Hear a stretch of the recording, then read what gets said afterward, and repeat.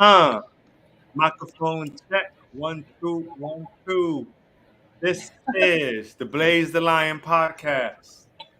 I am your host, Blaze the Lion. Indeed.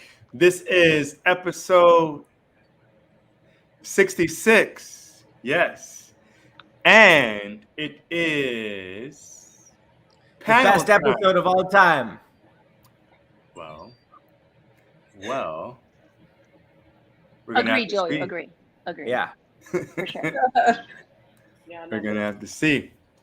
All right. So for the whole month of March, we've had a theme. That theme is athletes. So we've interviewed athletes and coaches. All right. Just to recap, last week in episode 65, we had Hezekiah Ross, who spoke about his journey in football, right? From growing up in Atlanta and just the whole youth football league there and the whole transition from running back to wide receiver and all of that. The week before that, we had our mixed martial arts fighters, one locally here in Miami and one in Malaysia. And they spoke about their journey, the ups and downs of battling in the octagon. And then before that, to kick off the month, theme of athletes, we had the legend, JC Santana, who spoke about his journey in this fitness and sports industry for near 5 decades. So a wealth of knowledge. I almost brought him on today just because he just knows so much. And I feel every time I feel that I know a lot about fitness and I talk to him, I realize I'm just a student. So definitely. So tonight we have an array of special guests. We have guests from all over the world or all over the nation. There we go. Yes. We have some guests that are incredibly strong, agile. Yeah. Some just look great working out. And then you have others that are And just then you my got Joey. friend. Yeah, who just kind of got on by default. But in any case, we're gonna have a great time. I'm excited. I hope you guys are excited as well. We also have the comments right here on the right. So this is a live show, even though the comments are a little bit delayed slightly. But those who are watching, feel free to comment, ask your questions to me, the witty host, or to the guest. Any of those? Yes. So if you're watching right now, I need you to do me a couple favors. First favor is to click the like button, like this episode 66. All right. Second favor is to subscribe to the Blaze the Lion podcast. All right, hit that subscribe button. We are a weekly podcast every Tuesday night, and we have themes every single month. All right. This month again is athletes. Next month we have book authors. So if all my avid readers, or you've never read a book in your life, and you just kind of cheated off of people, and that's how you made it through school. Still check it out anyway. And then in May, our theme is mental health, and that's huge. So much going on in this pandemic, and even before this pandemic. Going on to previous themes, we had DJs here, we had entrepreneurs, we had gym owners, we had vegan restaurants and chefs, we had queens, we had teachers and parents, and all sorts of lovely guests. Indeed. Shout out again to those in the chat. One time for Cynthia. So, hey, you got a couple of fans here, Joey. What's up, India? You got Brandon, long time no see. Indeed. So, if you are loving the movement and you want to contribute, all right, give me your money. You can go to anchor.fm/blazethelion/support. And we have 3 tiers. First tier is 99 cents. Second tier is $4.99. And third tier is $9.99. And what do you get? You get the satisfaction of helping a brother out. I mean, damn, what else you need besides that? Besides that, you also get these cool Blaze the Line podcast shirts. All right, we have them in short sleeve, tank tops, long sleeve, youth sizes, black, red, and gray. Indeed. All right. So, one more time, we are on YouTube Live on the Blaze the Line podcast channel, as well as on Facebook on Ice Squad TV. Big shout to our sponsor, Star Child Social. Do you need branding? Do you have a business? Do you have $1 million dream? Are you passionate about something and you're looking for the answers? You're not quite sure where to start.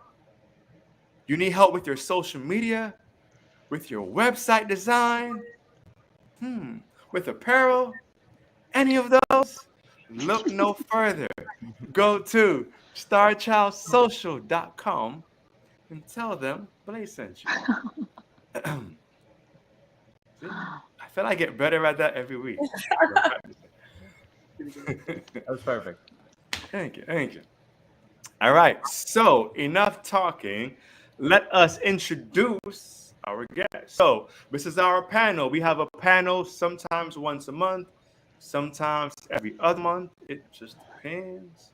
So, tonight is our panel, our CrossFit panel, still under that umbrella of athletes, but we're diving into CrossFit. Maybe you have questions about CrossFit. Maybe you've tried CrossFit and maybe it wasn't for you, or maybe it was just too intimidating, or maybe you were really good at it, but looking at some of these all-star athletes, you got discouraged. Maybe there's a certain myth that you had in your mind. Whatever it is, I'm sure these lovely people here will eliminate all your fears or enhance them, either or.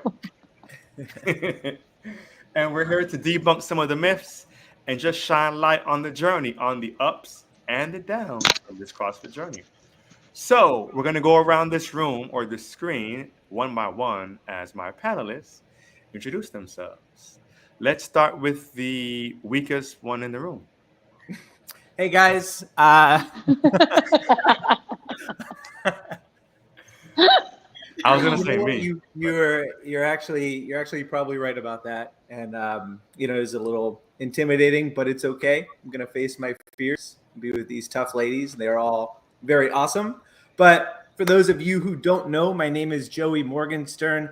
I have been doing CrossFit. Man, it's been I think 11 years now. Probably at that range where I'm kind of embarrassed to say how long I've been doing it, because it doesn't measure up to where I feel like I should be 11 years from now. But it's been a while. It's been a very fun journey. I've owned a CrossFit gym for 8 years. I'm actually 2 days away from officially selling it. So yeah, so I'm taking that step out of gym ownership and coaching after a 10-year period, and just going back into the love of just doing it for fun, just doing it as an athlete and enjoying it. That's my little story. Welcome to the pod. Next up, to my right. So, pass, Joey. It's J time. Hey guys, hi everyone. So I've been doing CrossFit. It's just literally been 4 years, and really funny story actually. This guy, oh my camera's backwards. Okay, so it's this guy. This guy on this side was actually my first coach. I started off at his box about 4 years ago, and like here I am. And it's I'm sure we'll get a little bit more into this. It's been a catch-up game, because it's CrossFit, so it's always like, what am I going to do next, and how good can I be at this, or I still need to work at this and stuff like that. So it's been a rocky road, but it's been a road of a lot of growth, mentally and physically, and that I have to thank the sport for that. Going down. Hello, my name is Vanessa Lopez. I've been doing CrossFit. I I'm still young. I feel like I'm young. I'm only 27, so I've been doing it for 10 years. Since I was 17, I was coaching. Went into CrossFit one day, thought it was cool. A month later, the guy was like, "Hey, do you want to work here?" And I was like, "Sure." Googled, YouTube, all my Olympic lifts, like how to snatch, how to do everything. How am I going to teach it to everyone? And I just fell in love with lifting. I think cheerleading really helped me with anything overhead. It really helped me transition. If you were an athlete in high school, this is the best bet to do it when you're an adult and you're not a professional athlete. The competitiveness, the community, you still have that team aspect, but you still have a little bit of competition that like you love your friends, but like I still want to beat you in the open. So I love that aspect. There's nothing better than lifting more than the boys. That's the best part of being in the gym. When you get to the bar and they see you and it's like, oh, she looks like she's like normal, you know, her muscles are not that big. And then you clean and jerk as much as them and their faces. That's the best part of CrossFit for me because they always underestimate.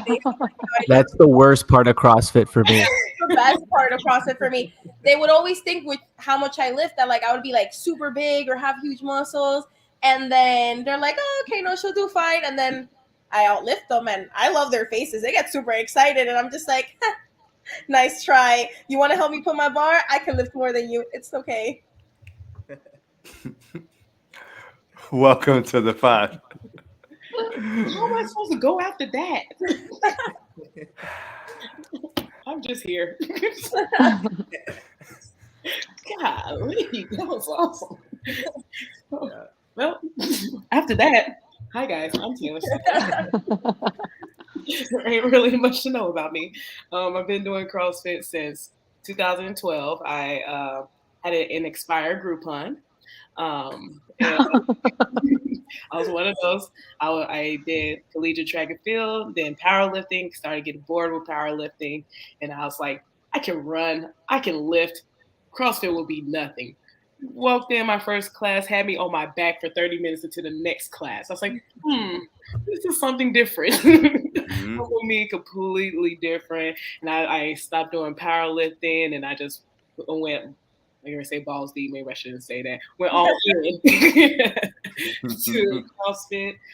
Did all right with it over some years.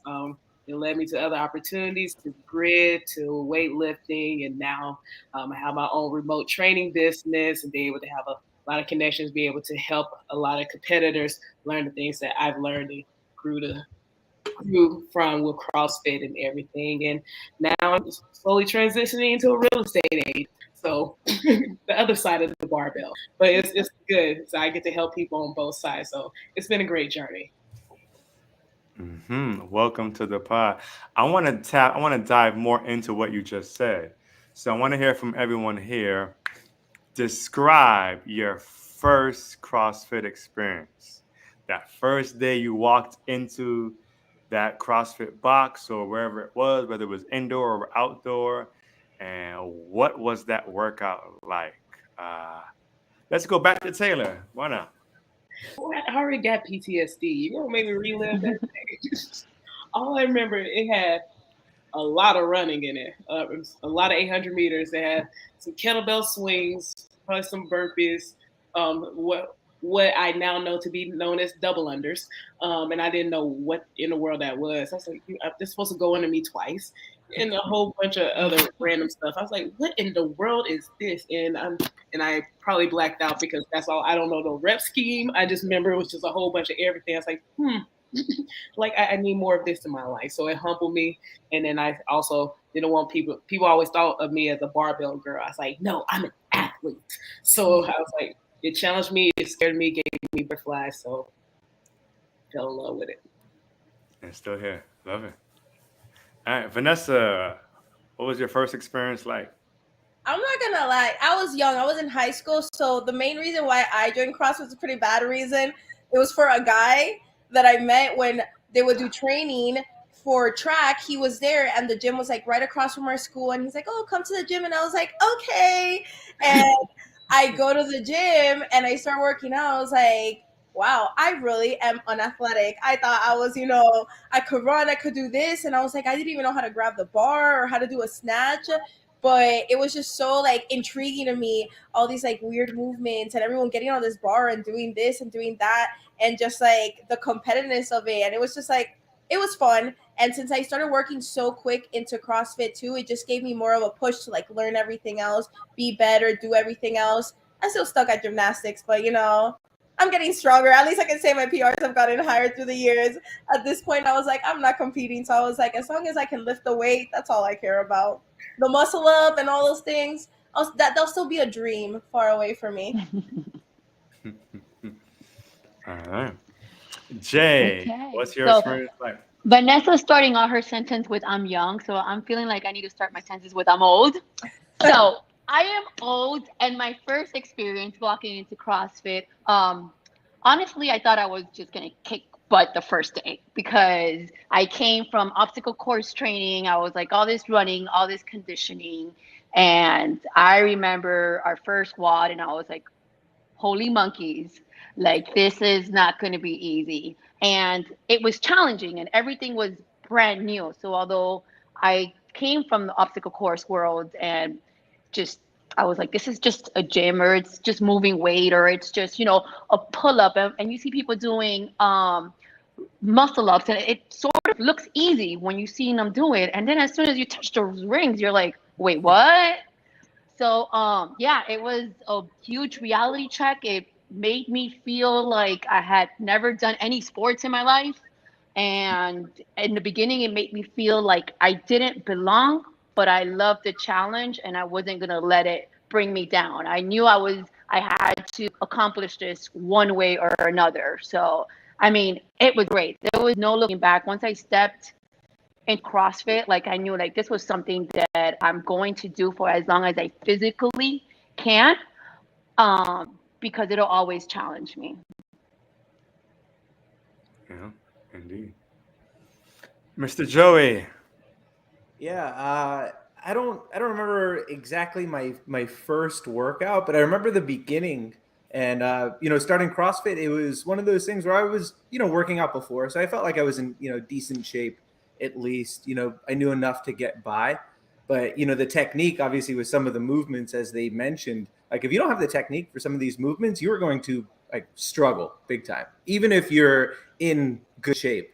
And I remember doing a workout, and I'm just getting demolished by everybody, and I feel like, man, this is tough because I'm sitting here trying to do strict pull-ups, and everybody's doing all these different looking pull-ups. They're all swinging around, kipping and butterfly. I'm like, what the hell are they doing? And I don't even know if it's fair at this point, but and it sucks. And you have some of this Olympic lifting movements, and if you're not used to it, it's difficult. And I think, I think everybody else can relate. Like if you have a competitor's mindset or an athlete's mindset, nothing's going to give you, more fire than, losing in workouts and, getting beat up and beat. And, that's going to push you to want to come back in and, do more and get better at these movements. So, that's kind of how I started. It was just losing over and over and getting beat over and over and, wanting to get back and get better at these movements. And that's kind of how it started for me. Mm-hmm. Well, even though no one asked me, but I'll still go. Why not? Please, how'd you get into CrossFit? Your first CrossFit. Well, since you guys insist. My first CrossFit experience was baseline, no equipment. It was actually one-on-one. So it wasn't even part of a class. It was just the coach there. She's like, all right, I'm going to put you through a workout. The whole session will be about 20 minutes. So I'm thinking, all right, I've been a personal trainer for years. I used to run the half marathons and all of that. I'm like, all right, whatever. And it was basically like air squats, box jumps, maybe some pull-ups and some push-ups. It wasn't anything crazy, but I just wasn't used to when your heart rate starts going through the roof. As a trainer, that's when you tell your clients, all right, breathe a little bit, walk around, and keep your head up. Go harder. And CrossFit was like, speed up. No, but It was a lot. So I had never pushed myself to that threshold thus far, but once I did, and I didn't die, I said, "Oh, okay. I kind of want to do this again and again and again." So it was very eye opening for me that first workout, and it opened up a whole new world. And I was actually able to take a lot of CrossFit WODs and exercises into my personal training, and was able to was able to work out with clients that way. So it changed the game, definitely. All right. Now I want to get into each athlete, right? Your specialty. Not like what you do in the kitchen or not like what you do in the bedroom. That's for other themes. This theme is what's your favorite exercise? Overall, what do you look forward to when you walk into a gym and you see that on the board? You're like, I'm ready. This is game time. This is time for me to show off. Let's start with Joey. Well, being competitive, it depends who's doing the workout as well. If Taylor shows up to the gym, I'm hoping there's not a barbell in the workout. Even though she'd probably still beat me at everything else anyway. So I don't know. I think anything with more of the high skill movements are more fun, just because they're more difficult to do, and once you do get used to them and get comfortable doing them, they make it a lot more fun. So anything with snatches is always fun.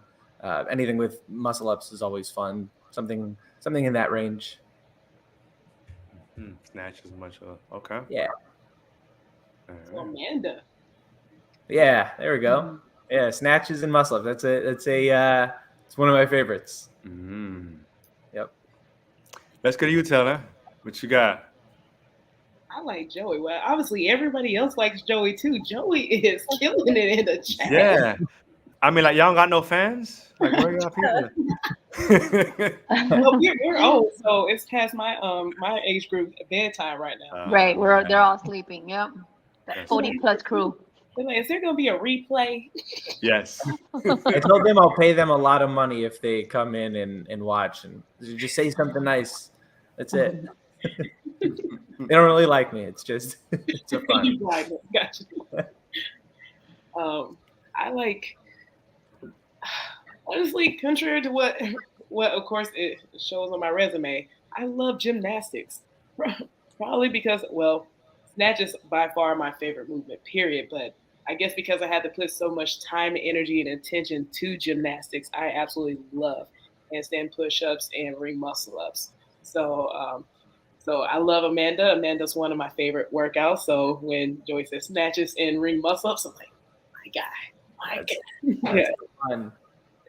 So give me some snatches. Give me some handstand push-ups. I'm happy. Nice. You happy? Good to go. All right. Let's go into Jay. What's your specialty? I would say just don't put me on a cardio machine. Just keep me away from a bike, keep me away from a rower. Like, I don't want to see them in a workout. But I think the worst is just running. I don't want to run. I don't care to run. Like, there's no need to run at CrossFit. There's no need to run. There's no need to swim. Bottom line, So anything barbell and gymnastics, that's what CrossFit needs to stick to. Stop it with the nonsense. Let's just keep it in the box. My favorite was the running. Anytime there was running, I'm like, oh, I got this. That's all because the other stuff. That's a whole nother sport. Like, no, keep it in now, bro. They don't do any running in the CrossFit Open, so we shouldn't have to do it in the everyday class. Agree. Facts. They do it at the CrossFit Games. Yeah, but we'll worry about that when you get to the CrossFit Games. Oh yeah, that's not the majority of the population. So let's cater to the population. Yeah.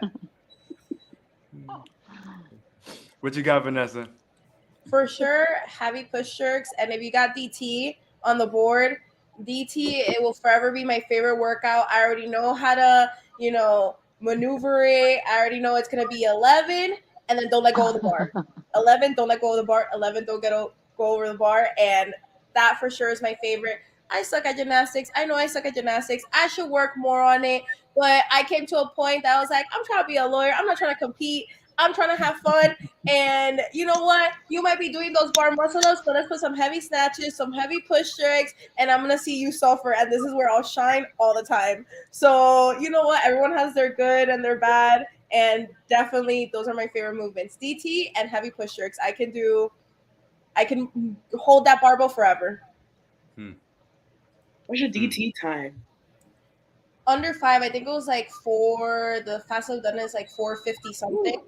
Damn. All right. Yeah, like 452 or something like that. I remember, and the funny thing is, during that work, I remember I went to eat. They were doing like a little event in my gym. I came back at a random, and they're like, "Hey, do you want to do DT?" I had just finished eating, doing a bunch of things, and I was like, sure. They threw me in the barbell, no warm up, no anything, but I was just wanted to beat this person so bad. He's one of my really good friends, but I wanted to beat him so bad, and I was like, there's no way this guy is gonna beat me. And everyone was just cheering me on. They're like, get it under 5 minutes. And the pain in my face, you could tell I was suffering, but I got it under those 5 minutes, and that was my best DT time ever. I'll forever love that workout. I love doing heavy DT too, even though it kills, but it's just a barbell. Nothing beats barbell. I'm so sorry. I know muscle love flying in the air. I want to fly in the air. People want to lift heavy. No one wants to fly in the air. That's weird. No, that's unnatural.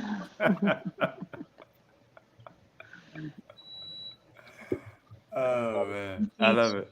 DT, JT, and Amanda are my top 3. Ooh, JT. Yeah, JT is one of my favorites. Love JT. Okay. Probably Diane too. It's in my top 5. Okay. Even though it's deadlifts and handstand push-ups, I'm really not a big fan of deadlifts. I'm good at deadlifts. I'm not a big fan of deadlifts. Okay. So I know you said handstand push-ups. I just figured. Yeah, I love handstand push-ups. That's why I say my top 5. I just hate high volume deadlifts. Yeah. I just don't fit at them. I hate handstand push-up. My arms are too long to be able to push myself up. Yeah, I got like my arms are just way too long. I feel like I'm never gonna reach the top. I'm never gonna reach the bottom. It ain't it for me. Bring out all the mats for Vanessa. Yo, literally, and I still will have like 3 mats and have to like. You're like, damn, is she gonna make it to the top? How long is this gonna take? It seems like everyone here has been doing well, except for the anomaly. So everybody can't be like Jay. Right? First year in CrossFit, she was in regional, so everybody can't be like Jay. But I know for everyone else, it's been 9 years, 10 years, 11 years. Did you all think you'd be doing CrossFit for this long? I don't know. I didn't really think too much of it. I mean, I don't know. I think it's one of those things you just think about 1 year at a time. After the Open, it's like, all right, going to get ready for the next Open, or you have a competition coming up. So, I mean, for me, I never really saw too far into the future. Like, hey, where am I going to be in 5 years? But, CrossFit's very good at just, holding you on for a little bit and then keeping you going back, with all the competitions that there are, and obviously the Open every year. Mm-hmm. With that said, so I want to get into one of the myths of CrossFit, is that CrossFit is unsafe. That people who do CrossFit, they're always injured, they're always getting hurt. So who wants to tap into that? Who wants to shine light on, is that a myth? Is there some truth behind that? Taylor, go for it. I love this question. It picks me off every single time, because no matter what you got, let me knock on wood right now. Keep it clean, Taylor. I'm just saying, like, I probably got injured more times just walking and living life than I have with 400 pounds on my back. So but just like with anything that you do, you're going to be exposed to risk. So, and it also is up to a few different factors. One, where are you actually doing CrossFit at? Have you interviewed your coaches? What are their credentials? Are they actually coaching you, or are they stopwatch coaches? Are they just turning on the clock and just letting you go? Or are they actually making sure that you're moving safely and efficiently?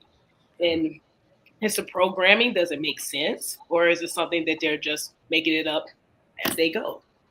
So, and then on top of that, you also, if all that is good and the coaches are doing what they're supposed to do, what are you doing? Are you checking your ego? Right. Are you going too heavy? Are you trying to compete too hard against that person next to you and you're just sacrificing more? And that goes back to you. It's all about accountability. So it's not necessarily CrossFit. CrossFit is just the methodology. That's not. You watch MMA fighters. They get their faces bashed in. Nobody's talking about them. Everybody's encouraging and throwing millions of dollars at them. But nobody's saying, "Oh, that's so dangerous. It's okay." No, but if you, God forbid, you jump on a box and you bust up your shin, CrossFit's so dangerous. No, you're dangerous to your health. All right. Indeed. Anyone else? Yeah, I can chime in as well. I think when CrossFit started to get very popular, I would say about 10 years ago, it was really blowing up, and you had CrossFit gyms opening up left and right. And I think a lot of it was very new to a lot of people. So as Taylor mentioned, a lot of the programming at a lot of gyms were, hey, go heavy, go crazy, the more volume, the better. And, over the years, you started to people were getting hurt because of that. The good thing is that it kind of leveled itself out. So those gyms that were doing that, those coaches that were promoting that are not around anymore. So, the problem that I had to deal with, as a CrossFit gym owner was the backlash of all of that happening. So, you hear a lot of people, I can't tell you how many conversations I had with somebody who's never done CrossFit before. And when I would say, hey, I own a CrossFit gym, they would say, ooh, CrossFit, I don't know about that. I heard it's dangerous. And it's like, okay, cool. Have you ever done it before? Like, no, but, I know somebody that did it and they got hurt. And, then you just, you kind of go into that same conversation over and over. So, you are working out at a high intensity. You are pushing yourself. You are, pushing your body. And when you're doing that, you have to know how to do it safely and effectively. Sometimes we as people, if we're working out, we don't know how to do that. And that's what the coach is for. So, it really is going to come down to the coach making sure that you're doing it right. You listening to your body. Right. And, I can't tell you how many people I've recommended to do the warm-ups. And, they kind of mess around during the warm-up. They're really not. That part. Yeah. They show up late to class. They get there right before maybe the strength session starts. And then I would tell them personally, say, hey, if you hurt yourself, don't come to me because you're not warming up properly. You're not stretching after class. We promote it all the time, but people just don't want to do it. So a lot of the I don't want to say injuries, but a lot of the times people are, hurting themselves. It's very self-induced. So easily avoidable. Yeah. Right. When I got heavy into CrossFit, so sorry, Jay, just really quick. So when I got really heavy into CrossFit and I was lifting very heavy, my CrossFit coaches also stressed the importance of taking your omega-3s, right, on using like the lacrosse ball and foam rolling and really taking care of your body. So yes, you go to these grueling workouts and these heavy workouts, but prior to the workout, are you getting warm? Are you going through like the routine, getting warmed up properly? And then after the workout, are you just out the door? Right? So all those play huge roles. And I've seen that even as a personal trainer in the bigger gyms, commercial gyms, people show up in the middle of the class and they dive into whatever it is. And then right as class is about to end, then they're out the door. And I'm like, yo, you're always injured. And I can see why, because you're not investing time into your body. So anyway, go ahead, Jay. I forgot what I was gonna say, and that tends to happen very often. But okay, yeah. Okay, I remember. Okay, so the times that I've gotten hurt, I've actually gotten hurt a lot more doing OCR in 2 years than I have in CrossFit in 4 years. And OCR, you're running and doing obstacle course. So some rigs, some wall climbing and stuff like that. And both times that I've gotten like pretty hurt, they've completely been my fault. They've never been the programming's fault. It's never been the coaching fault. It's completely been my fault for not stretching long enough, warming up long enough, taking care of my body, trying to do 2 a days and just not resting well enough, thinking that it's okay to just load the barbell and starfish everything as long as your numbers are going up. Like, who cares, and not leaving my ego at the door. And I'm 40 years old. I'm now 4 years into CrossFit, and my mentality has really changed the last 6 months, where I'm like, I want to play grid. Like, the grid is like my new passion now. Like, I want to do it for as long as I possibly can. And now I'm playing next to teammates that are half of my age. So in order to be able to do this at least for the next year or so, because for me, it's always like, it's one day at a time. Like, let's keep our body as healthy, rehab, everything that I need to do so that I can do this for a very long time. Especially having a 13-year-old daughter that's, following my footsteps when it comes to like being an athlete. Like, she wants to be in this field, and I have to show her that we have to do it the right way. And even people around me, like they're like, oh, you're just going to stop lifting right now. I'm like, listen, my back isn't 100%. So I need to be okay with just lifting the bar at my 40% today. And that's perfectly fine. And a week from now, I'll go back to my numbers. So it's not the sport that's causing these injuries. It's really, I would say, the number one thing. It's our egos. Bottom line, wanting to beat that person, or even wanting to beat ourselves, but beating ourselves up. Yeah. So Vanessa, I'm curious because you are the youngest, you are the baby. So we may feel like maybe you don't have the injuries that we may suffer. No, I have injuries. The thing is, I agree. It's about form and ego. When I was young, I didn't care about, when I was younger, like when I was 17, 18, I didn't care about stretching, or I would just go into it. And now it's crazy. I'm still young, but I feel the repercussions of not stretching, not warming up properly, or thinking, oh my God, I'm going to miss 2 days at the gym because I'm sore and I'm going to lose all my gains and I'm going to lose my strength. And it's not reality. You're not gonna, automatically go from, 170 snatch to like 115 because I missed 2 days. You have to like listen to your body. And I was really like, oh, I have to work out every day. I have to do this. And even if it was extremely sore, I would work out and then feel worse the next day and then the next day and just wait until my body kind of recovered, but I was never fully healed. And I have an injury right now, which didn't even happen in CrossFit. I'm not gonna lie. I was drunk cleaning in my house and I slipped and twisted my ankle. And I kept working through the pain, and I was, still, cleaning 225, and it was just getting swollen. And I was like, what am I doing? If I keep on working like that, I'm just going to keep on injuring myself and not be able to recover. And I was like, is this really worth it? So I took 2 weeks off. I've taken 2 weeks off to just recover, let my foot recover. And about form too.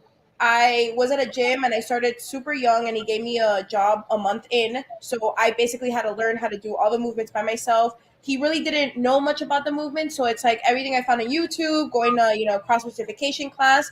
So my technique wasn't the best, but I was still strong.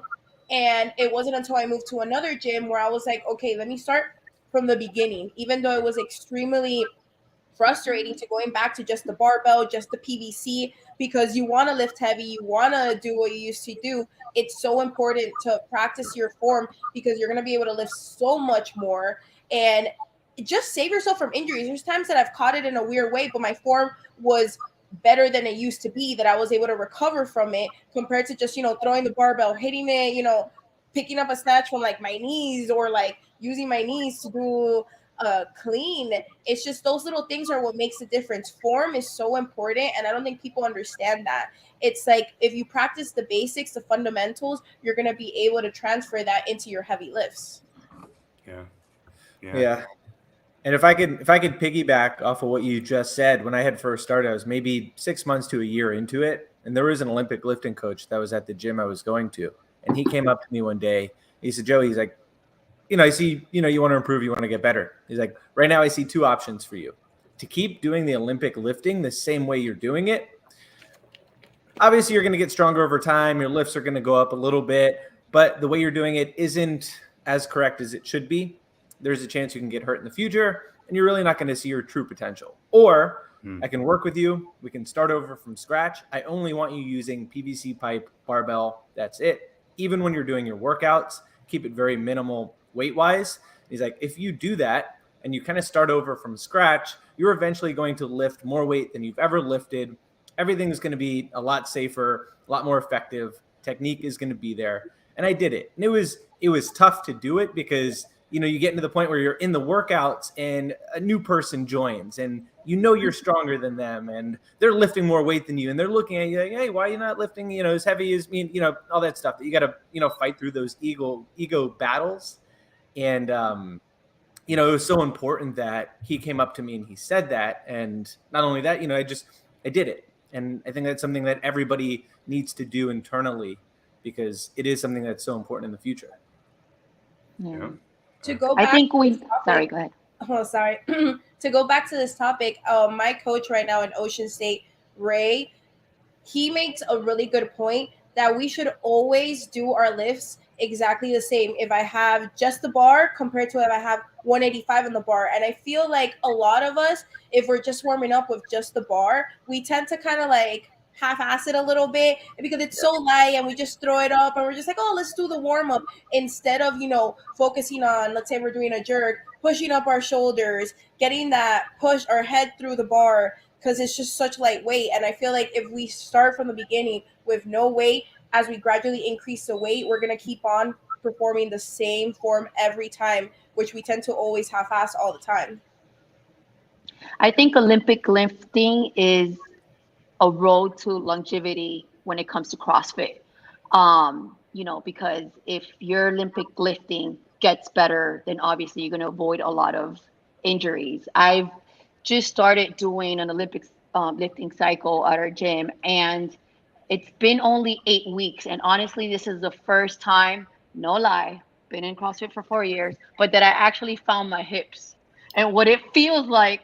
No lie, because I rely on my strength. So I'm able to snatch, muscle it up, and I'm able to clean, like I power clean everything because I don't know how to get under the bar. And I'll almost muscle power, you know, a very heavy clean. And I never found my hips in CrossFit till I literally said, I need to take the time off and literally find my hips because your numbers are only going to go so up before an injury happens. Bottom line, if your form isn't there. So it's extremely important to work on that so that you can continue, you know, getting better at the sport and avoid the injuries.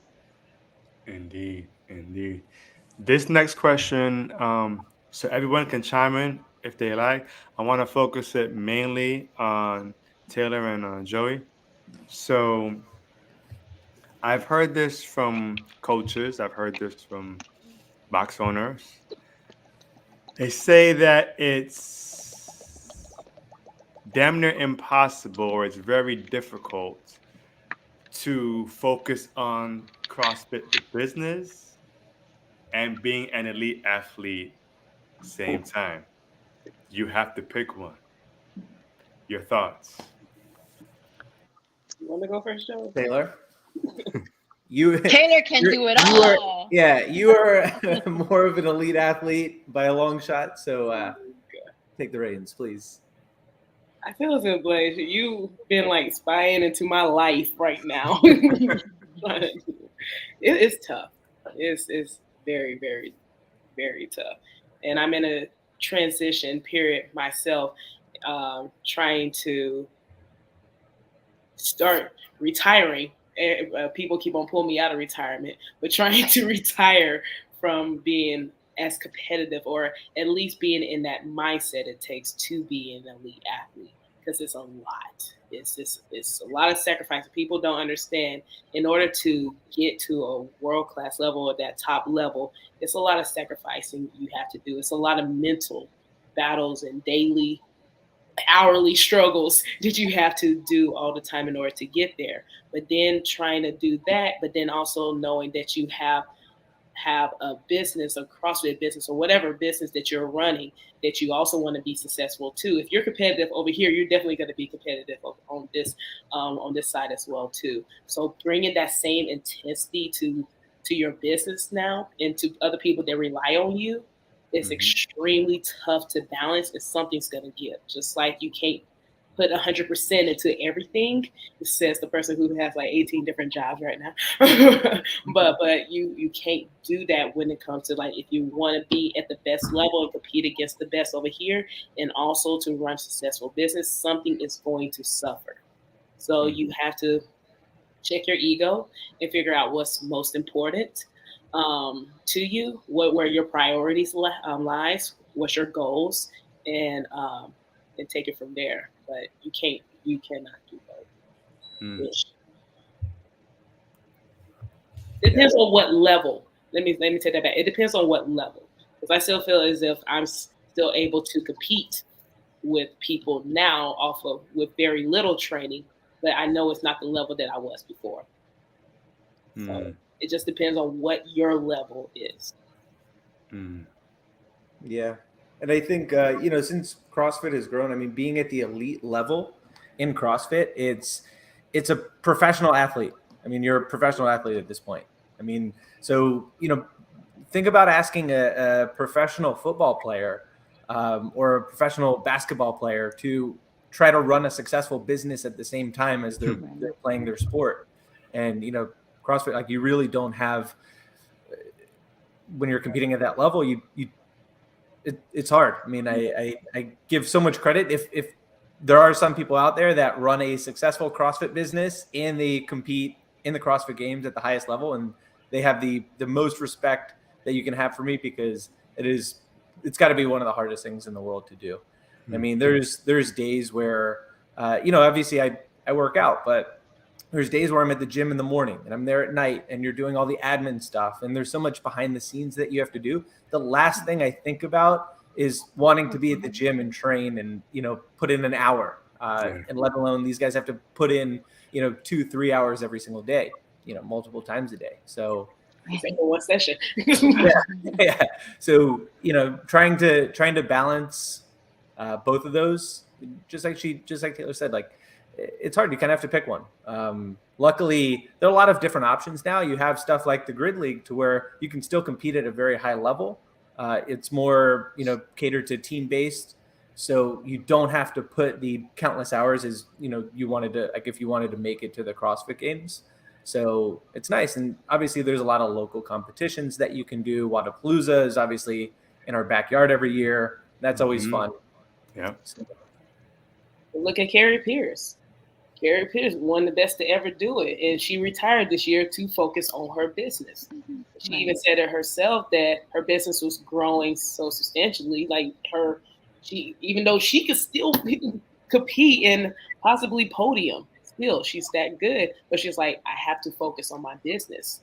And it's just like, this is where my priorities are. Yeah. Yeah. Tough choice sometimes, but necessary. Yeah. So I want to get into Grid League, and I want to get into so much more things about the pandemic, and I want to get into, like, who you're dating and all of that. But before we go there, do you know what time it is? It's game time. Oh no.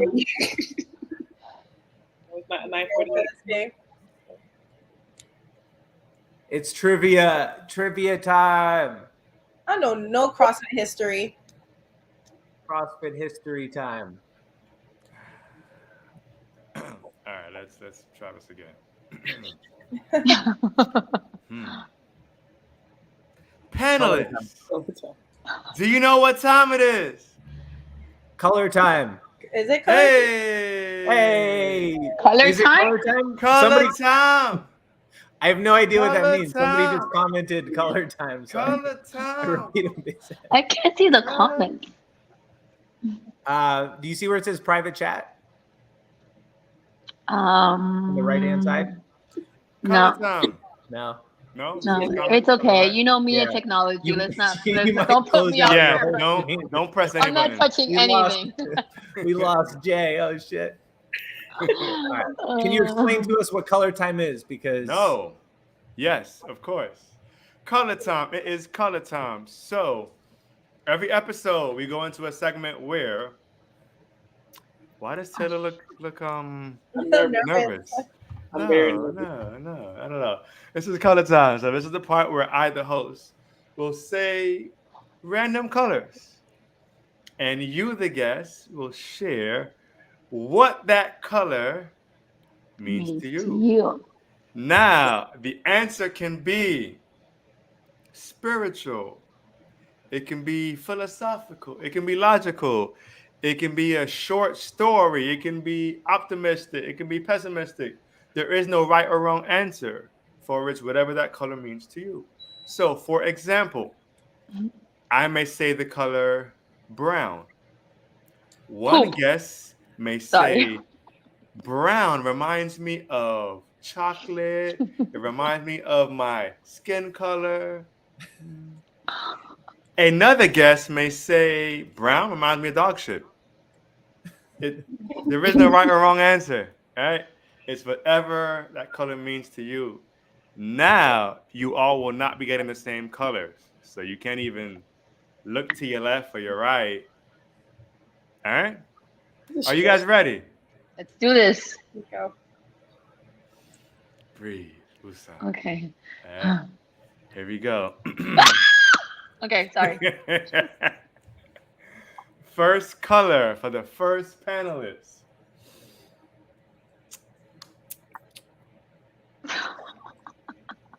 Joey, your color is dark gray. dark gray. Ooh. I don't know. Gray is such a very neutral color that nothing that I can think of comes to mind. Now, He's in a gray area. Yeah. there's no black and white. We're in the gray area here. I don't know. The only thing I could think of gray related, dark gray, is like a stormy sky, and I don't know. That's probably my favorite kind of weather because it's nice when it's storming out, and it's very relaxing and kind of a lot of tranquility there. Being at the house, just being with the dogs, listening to the rain and all that. So Okay. it's kind of all I have. I'm just thinking of like a dark sky, thundering and raining, and just listening to the sounds. That's Make it. you want to get a book. Okay. Yeah. Yeah. If you have any books, recommend them. All right. Just wait till next month. All right. Next color for the next panelist. Vanessa, Oh God. Okay, I'm ready. your color is pearl white. Damn. It's like a Crayola crayon box. It is. I feel like this is like the assorted box, like that really Yeah. big box that brings like 94 colors that you're like, damn, you feel elite that you have this box when you're little. That's what I feel like it is. Pearl white. I don't know. When I think of like pearl white, I think like luxury. You got actual pearls on you. White always looks good on our brown skin. So I think of those. It's true. White is like our color. If you're brown, white is your color. If you're a girl, it sucks because your brown makeup gets on it and us athletes sweat so much. So that kind of sucks a little bit, but that's what I think of when I think of pearl white. Okay. In the chat, Carlos says virgin. I'm all on Carlos' team over here. I'm just gonna look over here and get his answer. Oh man. All right. Well done. Well done. Next color, next panelist. Hmm. That's my bedtime. Taylor, your color is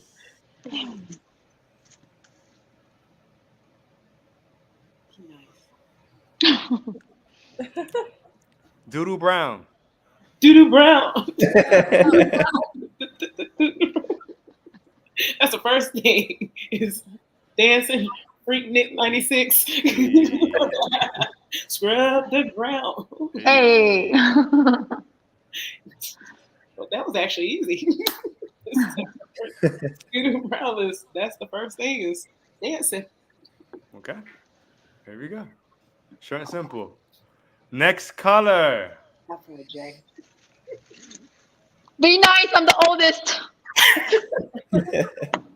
What color are your nails, Jay? Turquoise. Mm. Next color.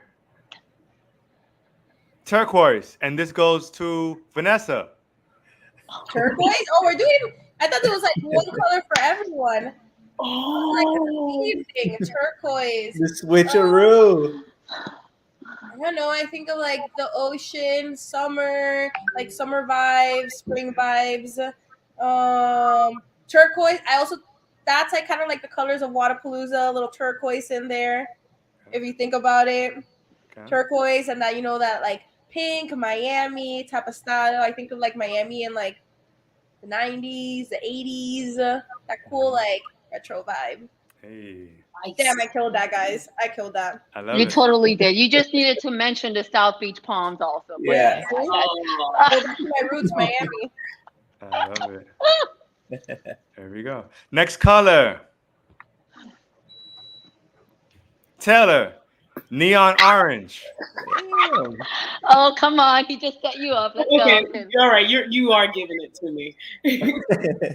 My Orlando Aces. So we are beautiful. I don't even know if it's neon orange, but I'm taking it. But we are orange and black. So yeah, that's the first thing that comes to mind is my Aces. There you Aces go. up. There you go. Actually, palms up. I'm just saying that just sounds so much better. Oh.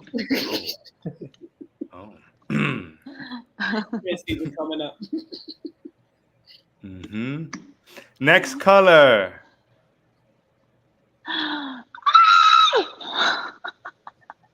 Jay. Yay! Blonde. Hair.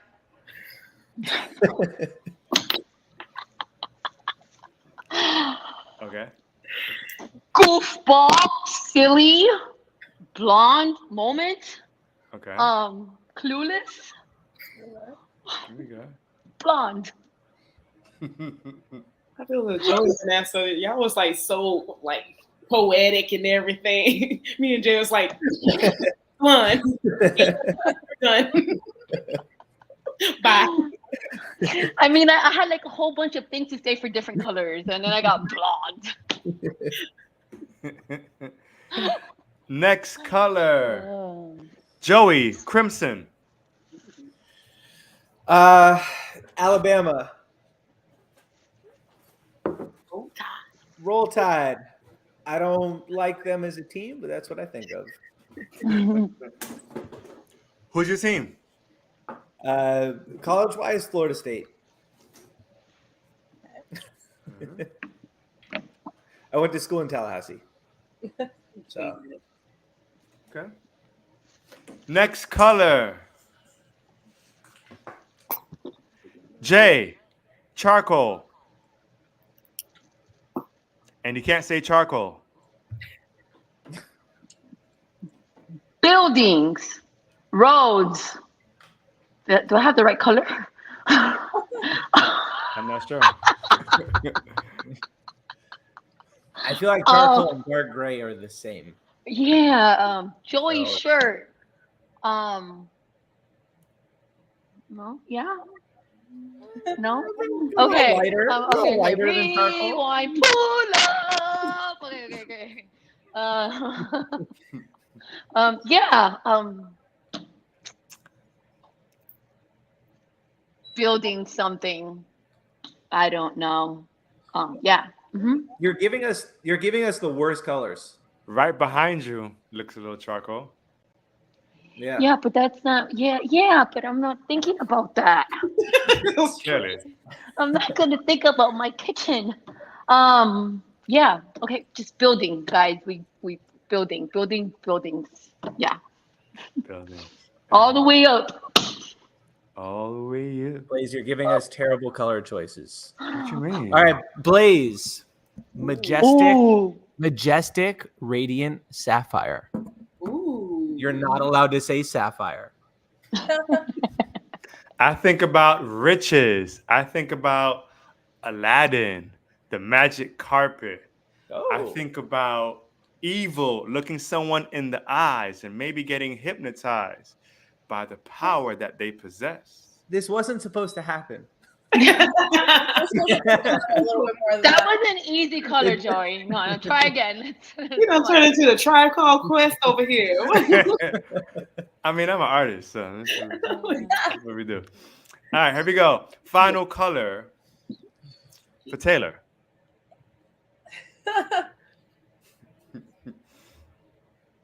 Come on, Carlos, help me out. Let's go with baby blue.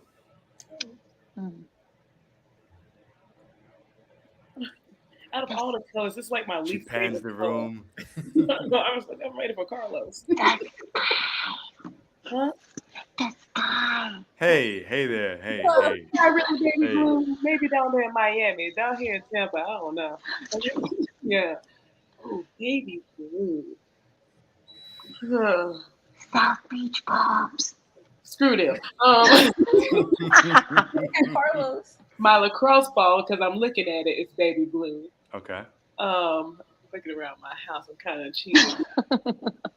Got a picture of me and my athletes, and they got baby blue in their shirts, and my shorts are baby blue. It makes me think of soft linen. I'm trying to be philosophical now. South Carolina basketball? I know Baby that. blue. Yeah, for sure.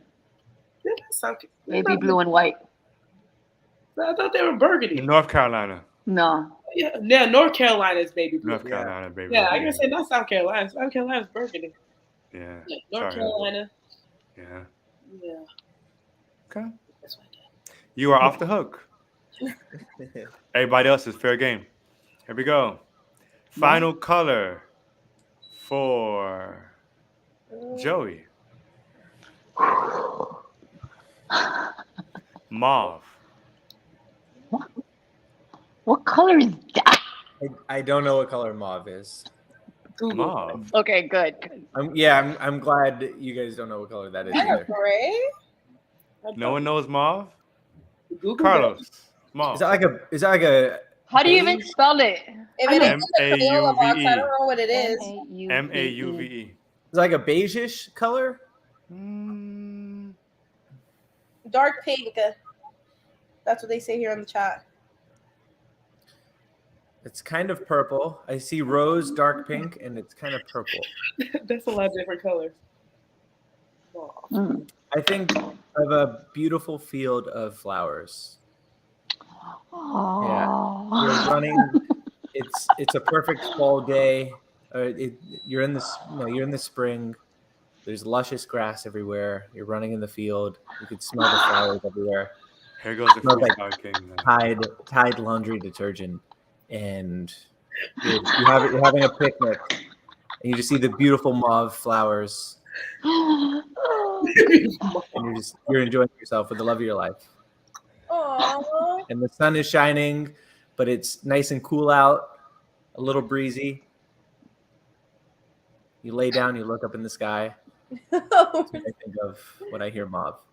Joey's DM. Okay, Joey, you are off the hook. They're about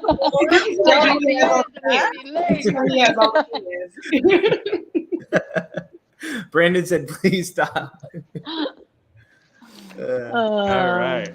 Joey, yeah, you're definitely off the hook. Vanessa, final color. Oh God. Okay.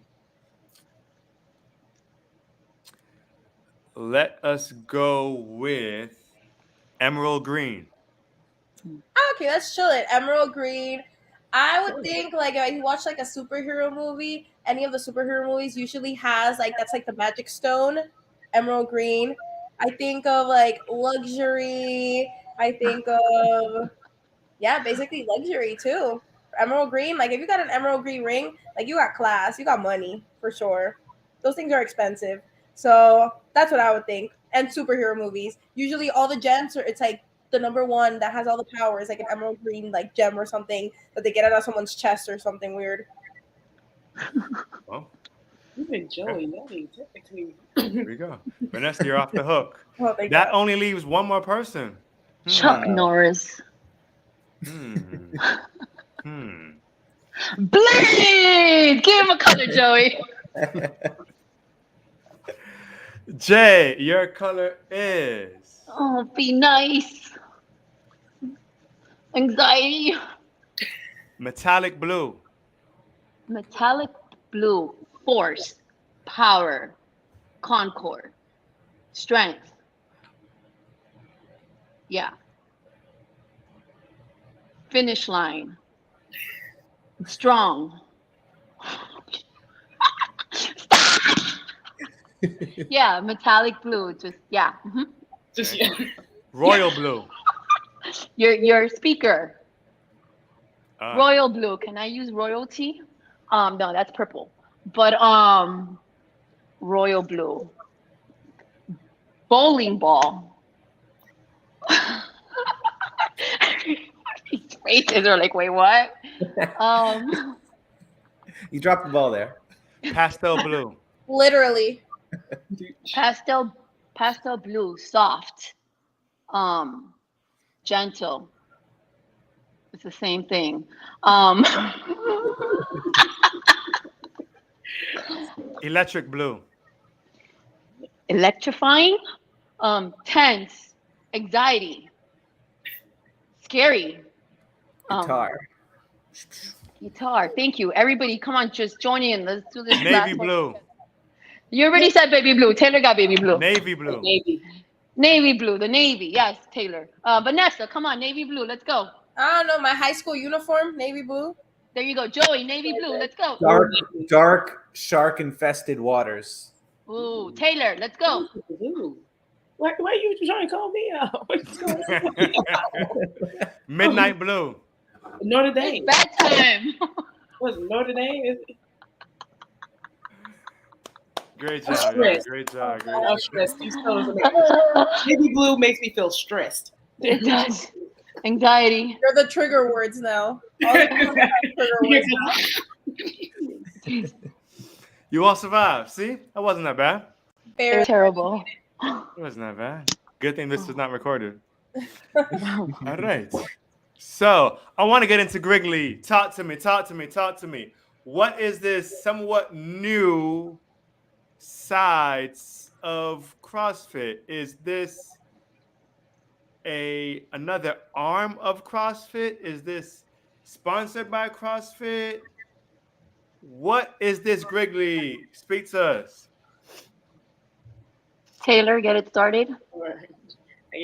We don't speak that CF word in grid. Yeah, I know. No, it's the best way to describe grid. It's a co-ed team sport. It's more of a spectator sport where you have men and women that work together on a team that race against another team across. They keep on changing the races. I think it's like between 10 to 11 races a match, trying to race against the other team as fast as possible. So just like with any other sport, we have positions. So there's the barbell specialist, the body weight specialist, utility athlete, which is your workhorse horses. So it's whereas CrossFit, you have to be good at everything. Grid, you have to be great at one, maybe a couple things.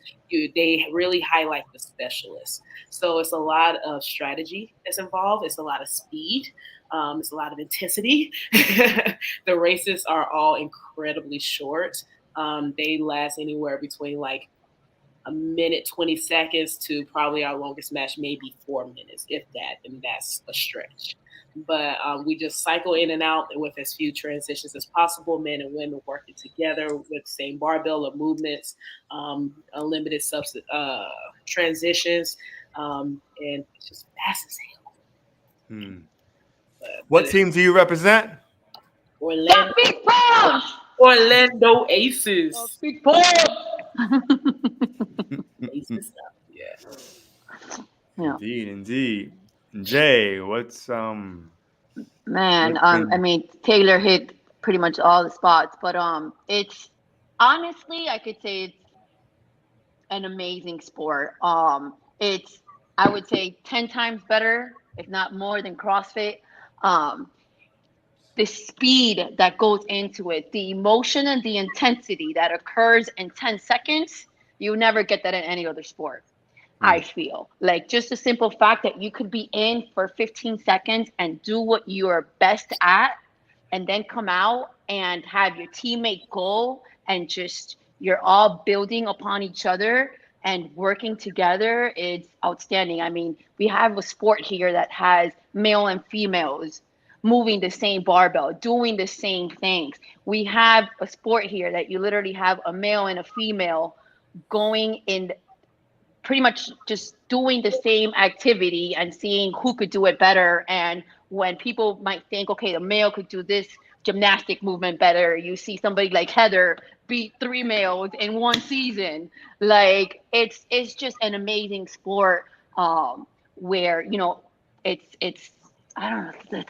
You got to see it to understand. Like there really aren't any words to describe it. I'm extremely passionate about the sport, and the sport itself was what actually made me realize I need to change my training so that I can do this a longer time, because I found a true passion. And now there's also, the kids grid. To see those little kids do and not just look up to us as, these athletes, but they want to be us or the people, like that's just amazing. Like grid made us now role models, and I think that's something very important that we should all keep in mind when posting in social media, when saying certain things, that these kids grids are now looking up to us, and to seeing them do the same thing that the adults are doing, to see a 10-year-old, a 7-year-old do handstand walks or do muscle ups, or I mean, it's incredible. It's only going to keep growing, and just pretty much just kids that maybe weren't comfortable playing soccer or any sports outside or anything now are starting to get into grid and getting exposed to new movements that they unfortunately don't get in our school systems anymore. Like you don't see these kids doing PE 5 days a week anymore. So we're now giving them another outlet to be able to, become athletes. yeah. And another thing that I love, that was beautiful, Jay, by the way. Yeah. One thing that I love about the sport, what drew me into the sport, is that whereas CrossFit, I love CrossFit because it challenges you, and it's great. So all the things that it makes you uncomfortable, but it also can beat you down mentally as well too, especially if you're putting in all this time, effort, or whatever, and you may not you may not be as conditioned enough to make it to the next level, or you may not be as gymnastic enough, or may not be strong enough to show off your talents and everything. You may be a great, tremendous athlete, but you will not get the shine if you have a really glaring weakness. Whereas grid, it celebrates your greatness. It celebrates what you do great. So there's a lot of athletes that amazing athletes that you will not hear about in CrossFit because they have flaws. So in grid, we celebrate your strengths over there. So there's so many stars they are coming through grid right now. They are making names for themselves because of their incredible freak show. We're literally a freak show. It's a circus act over there because you're looking at people defy strength, defy what we think is possible. We're seeing people do gymnastics moves that's not in the Olympics. So like, why are they going upside down and catching it in the support and everything? You're watching these people. It's literally a circus act for athletes. And so but it's so awesome to see these athletes that didn't think that they have a place and or they may have been okay, but now they're getting shined over here and they get celebrated like they deserve to, and they're becoming role models, and people are they're following and they're inspiring the next people. Like his grid is amazing, but it's just awesome. If you have it, you can watch the YouTube videos, but you got to see it in person. So where can they watch it? What are tickets like? Information share with the audience. So right now we just have the Florida Grid League. So we have the North and South Conference. So the majority of the North matches are played at Valor and St. Pete. And then, and Jay, maybe you can help me with the South. Is it still at Freakin'? Yeah, this past year it was. I want to say they might have a new location now for the South, which they haven't told us yet. But yeah, it has been at Freakin' in the past. But our first match is actually going to be at the UBU on July 2nd in Orlando. So it's a big conference if anybody's like familiar with like the Europa and everything, kind of like the Arnold. But it's a big fitness festival there. So that's where our first match is, and we will have the North and South there. So you can catch it live. It's an experience. Oh, dope. I remember watching a match at what's that arena by UM? I can't think of the arena, but it was a wild. I think it's the like Pro League. What? It's in UM. It's like the arena for UM for like their basketball team and things. Yeah. That was like years ago. That was though. that was I know maybe which one you're talking 6 about. years But I ago went or to the something like same that. one. That was like, I want to say that's like 2014. That's when it Yeah. started. That's when it really got like, when you still had like these elite CrossFit athletes competing in that when they were still doing both, like competing in the CrossFit Games and competing in that too. I think know what you're talking about. I remember that because that's when we had our first and only draft at too. Yes. Yeah, that was a interesting, fun weekend. But yeah, they had everybody there. Like Katrin was a part of it, Matt Frazier was a part of it, Sam Grizz, Elizabeth Akinwale, Noah Olson, Nick Uranker. Like it was literally like a who's who. But it was also great to see as well too, because they thought that they can transfer over to the sport, but they weren't the stars.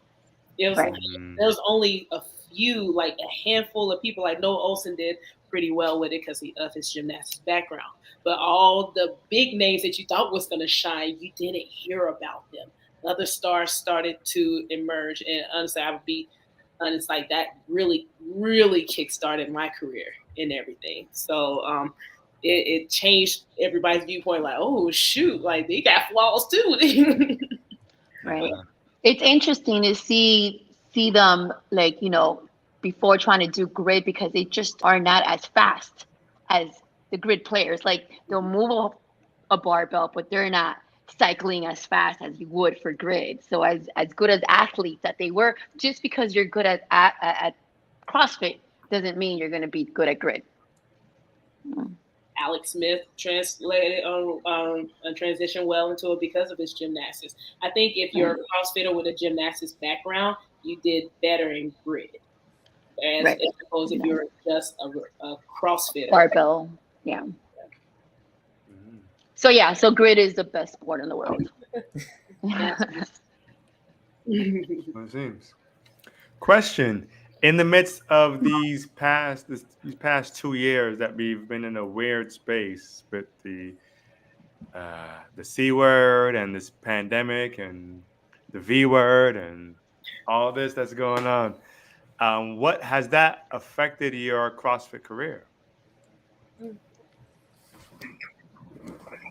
It's definitely challenging to work out during the pandemic and find places. People lived in apartments. I got lucky that I lived in an apartment, but I would still drive down to my parents' house, use the gym. And it's crazy how we talk about CrossFit into being like functional movements, and now we actually have to apply that and see how are we going to work out with just a dumbbell, with just doing air squats, with just doing burpees. Like we don't have the barbell, we don't have a row, we don't have a ski, we don't have all these things, and it's trying to figure out how to do these workouts with such limited equipment And one, pushing yourself too, because you're by yourself most of the time, or you're like with one other person.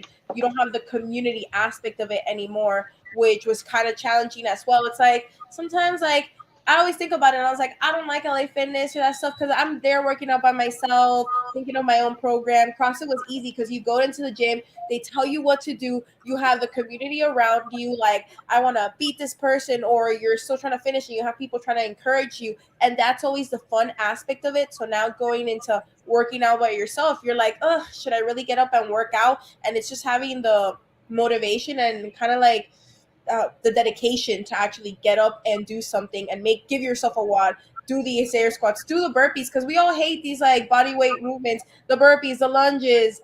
I remember there was a day that I just did, it was every minute on the minute for 30 minutes, 10 burpees. That's the most boring workout there is. And it kicked my butt completely, but it's just so boring. When do you ever really do that? Like, give me a barbell and I'll be like, oh, okay, I can do 30 minutes of whatever, but burpees. So it was just like kind of like getting out of your comfort zone. You actually have to run during COVID. We all picked up running a little bit, like, because there's nothing else to do. I don't have a rower. I don't have a skier. Speak for yourself. You have to pick up running.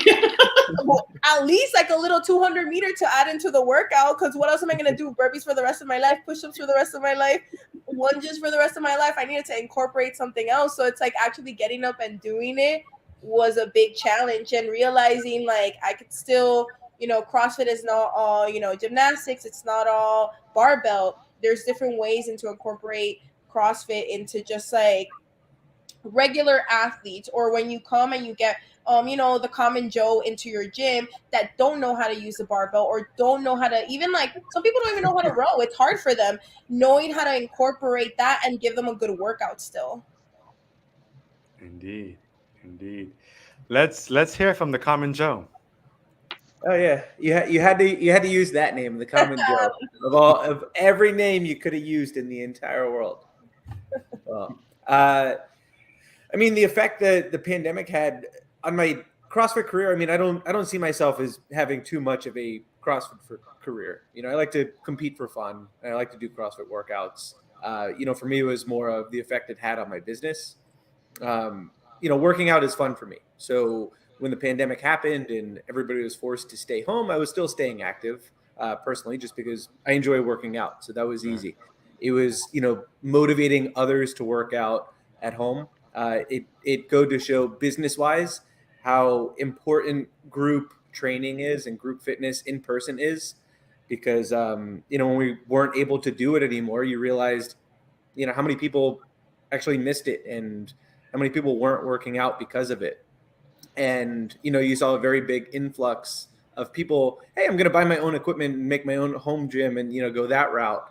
And although people did that, it didn't really last too long. They lost the motivation. So many people started coming back to the gym once we were allowed to reopen, because, just like what they said, I'm not motivated on my own. I need the group atmosphere and environment. So, I think it just showed, like I said, how important that in-person group fitness is. Mm-hmm. Jay, what you got? Yeah, definitely miss the community. That's always been, it's community CrossFit, like they go hand in hand.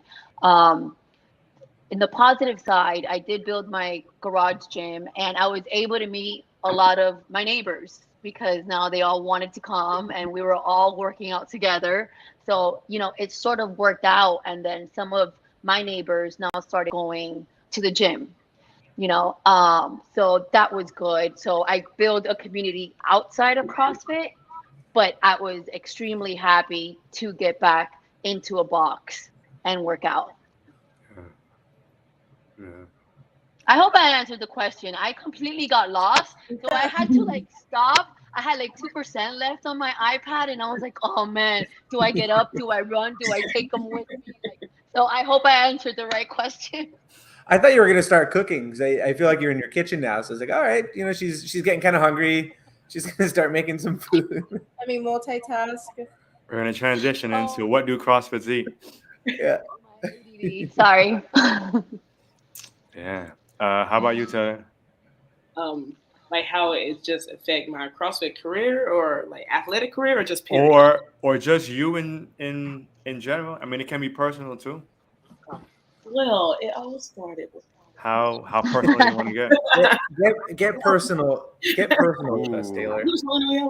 um, it was definitely very eye opening, I guess, for a lot of people. I was I actually had just gotten my real estate license like a month before the Mm. pandemic, like the whole lockdown happened. I said, this is a good time to get in here.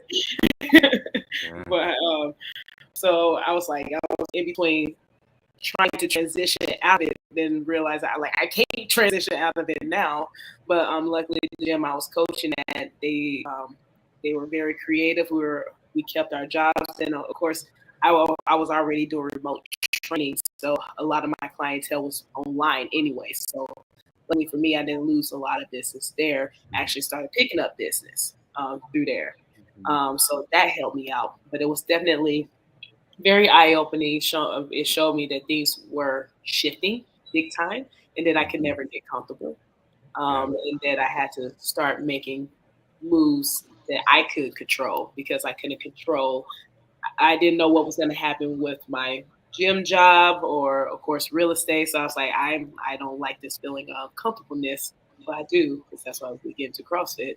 But outside of a barbell and rings and stuff. So I was like, okay, I gotta make this happen on my own. So it definitely shifted my whole mindset and just made me. That's when my whole transitioning to really coming out of being an athlete and focusing on my business really started to kick in. Mhm. Indeed. We have one more question left, and then we close this thing out. I'm trying not to. Well, for those who watched last week's episode, we went 2 hours and 18 minutes. Oh, damn. We don't normally go that long. The podcast is scheduled for 1 hour, but it was just a vibe. We was talking about football, and you know. We're gonna have to start it at 7 p.m. if we Right. So we may have to make some adjustments in future seasons. So for our final question is, take us back, way back. Back into time. My man G1. No, baby, no, baby. Because people, we are humans, right? And not to dive too much into what happened at the Oscars, right, with the Will Smith and all of that. But I'm saying that not for ratings. Let's do it. Let's do it. But I'm saying that to say this, that no, many of us are looked upon, right, in our careers, in our business, in our platforms, right, as some sort of leaders, right, as role models, as people look at us or they look at our social media and they aspire to be like us or they aspire to have the success that we have in various avenues, right? So what many people don't see is what happens behind the scenes in those dark seasons in our life, those challenging seasons where we want to quit, where we want to throw it away, where maybe we even go through depression or just a big array of different emotions and feelings. So you can go as deep as you want or be as vague as you want. This is a safe space. It's only us here talking. You can trust me. Your secret is safe here on the Blazing Line podcast. Available in 15 countries. So, with that said, one at a time, just share a season in your life that was very challenging and how you were able to overcome it. I don't mind starting. Go for it. Um, so just very quick history in regards to my past and growing up. I was only good at sports in school. I didn't really have a supportive family. So my teammates, my basketball teammates, all through middle school and high school, they were all that I had. And um, Oof. Okay. And I was just an athlete growing up. That was all that I was. I wasn't pretty. I wasn't smart. I was never good enough. Um, Later on in life, there's CrossFit.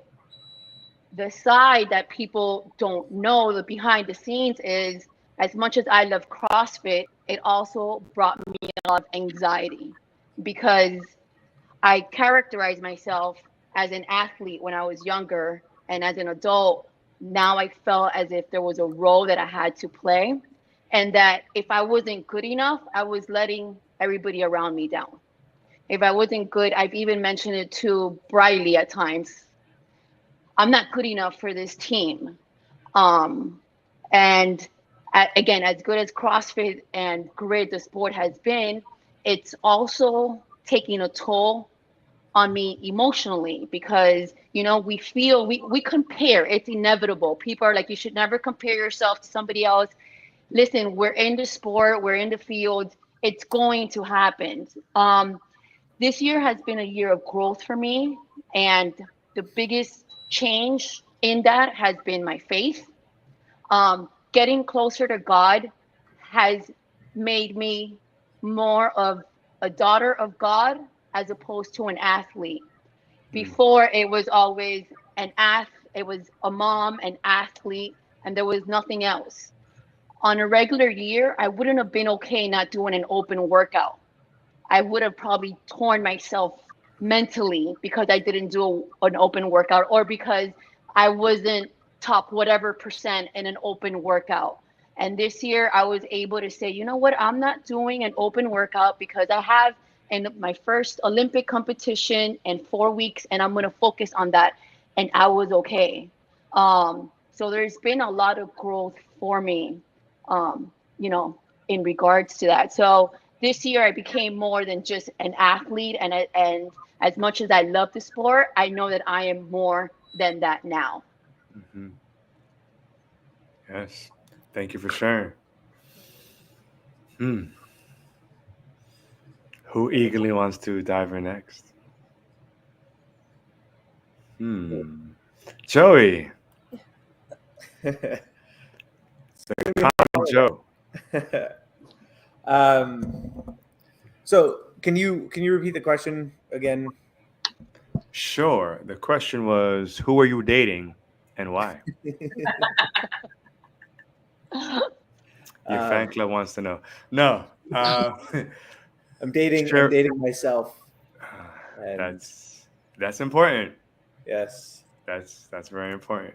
uh, The question was, oh yes, share a challenging or dark season in your life where your back was against the wall, you felt like quitting, you doubted yourself, and how you were able to overcome that.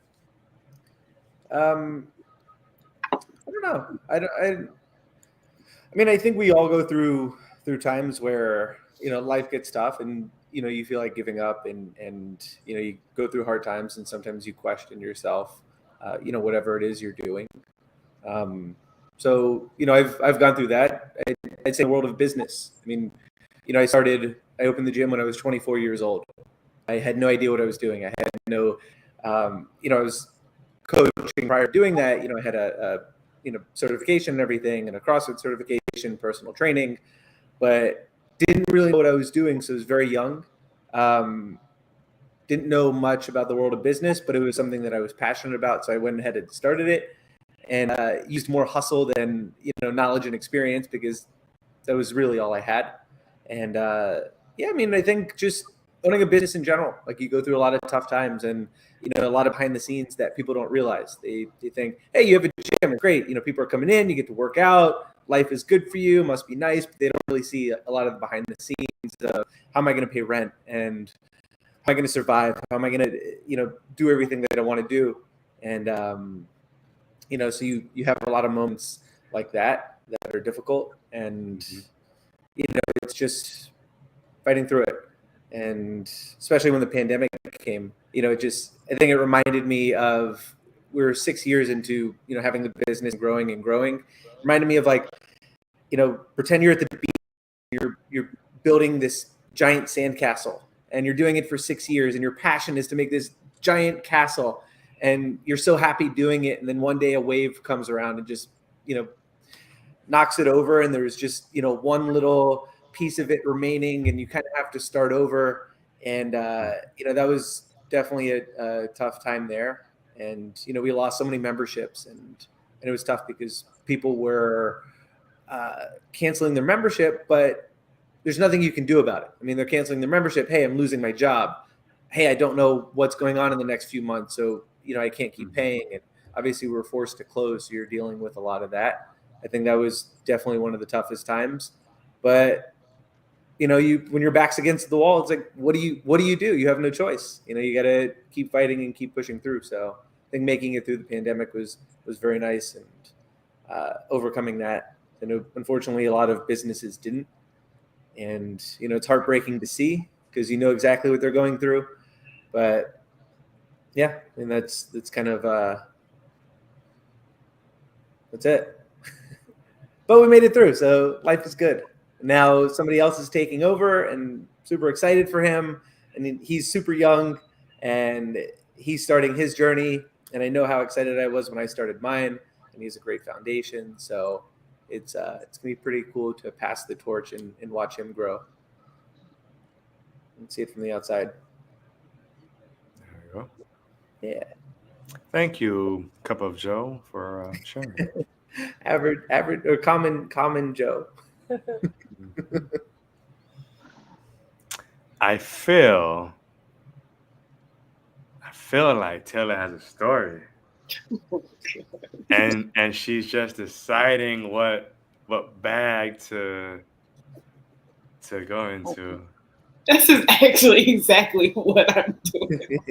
I was like, I can go here, or I can go here, or here. Instagram is not real, guys. There's a lot of stuff. Mm-hmm. There's a lot of baggage. We're keeping this fitness related. Okay, let's keep it. It doesn't have to be. Well, I'll be the one that's not fitness related because I feel like it's been coming. Probably one of my biggest backs up against the wall was, of course, I say homosexuality. We're gonna go there, but just coming out, young Baptist girl in Georgia. Grandfather was a pastor, not really so accepted and supported and everything. So I got a track and field scholarship at University of South Florida, and my parents wanted me to come down here to start all over because nobody knew me. And I was like, oh, okay. And so I came down here wanting to live their dream. And then I came down here and I was not knowing anybody. I was just by myself. And my parents are up in Georgia, living all happy and everything, thinking I'm here living the life that they thought I should live. And I was miserable. I was in such a dark place in my life. It got to the point where I remember trying to brush my teeth and I couldn't even look myself in the mirror. So I always brushed my teeth with the lights off because I couldn't stand looking myself in the mirror. And I was like, this is bad. I'm like, this ain't good at all. I'm like, my parents, they get to hook up on each other every single night. And I'm sitting here, I can't even brush my teeth with the lights on. And I can't even look myself in the mirror. I'm trying to avoid all the mirrors and everything. And I'm crying almost every single night. I was like, I can't live like this. I have to be true to who I am. And I'm miserable. But I knew that if I was to say this, that I'm telling who I was, that my whole family would disown me and everything. But I was like, I got to be able to look myself in the mirror every single day because I have to face myself in the mirror every single day. I don't see my parents every single day, but I see myself. So I finally came up the courage to tell them, like, look, I'm not bisexual. I'm gay. This is who I am. And of course, they didn't accept me. They said, you and your friends are going straight to hell. That whole thing. I was like, well, they said I would never be successful in anything that I would do. That everything that I would do, that I would probably end up homeless and all this other stuff. And so that just gave me more ammo to prove to them that I was going to be successful the way I wanted to, forge my own path to do it my way. And it took all the way. I'll be 37 this year. So I was 18, 19 when I finally stopped playing the games with them. And it took until I was like 34, 35 for my dad was like, you was right. It was like, we support you, we love you, like this, like you didn't have to change, we had to change. And so our relationship is a complete 180. They support me, my wife and everything. Like we come a long ways. But I had to go. I was in a very, very extremely dark place. And I wasn't sure how I was going to get out of it, but I just knew I had no other choice but to get out of it. So, and that allowed me to be able to share my journey and my story to help out a lot of people who didn't have the strength or who's still trying to find their strength. So we have to go there. Thank you for sharing that. Yeah. Absolutely. Miss Lopez. Well, there was not really a time where I wanted to quit CrossFit per se. I always say that CrossFit kind of saved me in a sense. I was in a really toxic relationship, which is ironic because I met my boyfriend at that time in CrossFit. Super strong. You know, when you're a CrossFit girl, you try to find the strongest guy in the gym.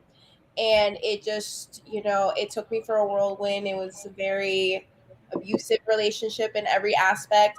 And the one thing that kept me kind of going, went through a lot of things where I had a lot of mental health issues that kind of helped me going was just like looking forward to, that 6 p.m. class, seeing my friends lifting, getting those PRs. It's so crazy how something as, minuscule as, lifting some weights or, having people cheer you on in the class, or even like posting a lift and having like a random person be like, oh, I love your form, I wish I was as strong as you, kind of like hypes you up to go into the next day. And I was always around such a big CrossFit community. Love the people in my gym back in Miami. Love the people in this gym. Even right now that I'm in law school, it's like there's days that I just want to, quit school and not do it. It's so stressful. And it's like I take that hour to go to the gym and I just feel like it just hypes me up. It helps me. It makes me feel like, oh, okay, like, I kind of have a support system. It just gives me like kind of like a chance to like breathe, which is ironic because I'm basically out of breath all the time when I'm lifting.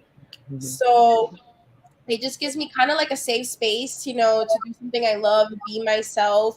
A lot of the people in my old gym when I was going through that very like toxic relationship, were there by my side, helped me if I ever needed anything. I could always count on them. My coaches, the owner, whenever I went through anything, he was the first one there, to help me out, to pick me up if he needed to pick me up from somewhere, to give me advice. And I always say I was able to leave such a toxic relationship because of the community I had around myself. They really like made me feel like, oh, you're going to be okay. Like this person is not important. And he was actually at the gym with me.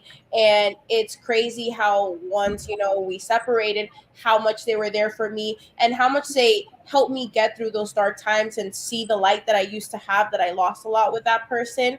And it's just crazy how an only class, going to an only class after a bad day or getting a bad grade or something, which is a pretty like dumb reason to have a bad day. But right now in law school, getting a bad grade is just like, oh, it's just so much in your career that you're like, damn, I got that grade. And it's like, you think of your loans, you think of this, you think of that. And it's crazy how just like a class of like a good lifting day can help you, be like, okay, I did this, I got this. That means I can do this the next day. So I'm forever grateful for it since I never, did CrossFit professionally like that. It was always for fun. And, I'm luckily I've been strong and that's helped me. But it's crazy how just going to a CrossFit class and, speaking to the people in your class, your coaches are always there. It's crazy how the community becomes your family. And I'll forever be grateful for them because I was able to leave something so toxic. I'm able to, push through every day because of them. Indeed. This is the reason why I do this podcast. But one of the reasons is because so many people are hurting. So many people are going through self-worth. They're struggling with self-love. They're in toxic relationships. so many things, and